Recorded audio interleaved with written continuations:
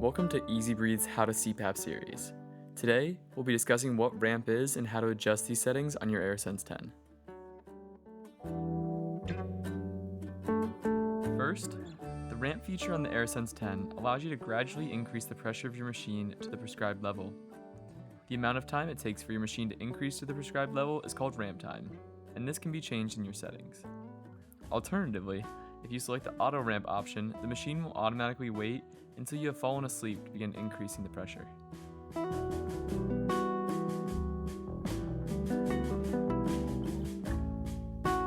First, you'll use the knob to the right of the menu to select the My Options by highlighting it in blue.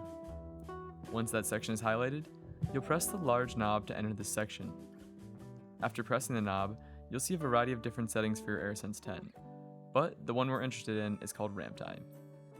Turn the knob to the right until ramp time is highlighted in blue, and then click the knob to enter these settings.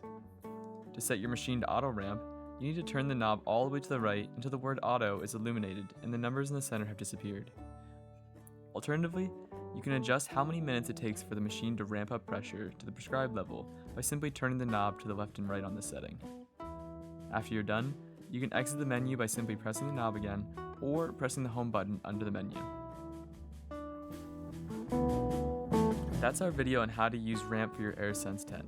If you like this content, like and subscribe below, and if you need any other info about the AirSense 10 or other CPAP supplies, give us a call at 866-564-2252 or visit us online at easybreathe.com. We'll be more than happy to help.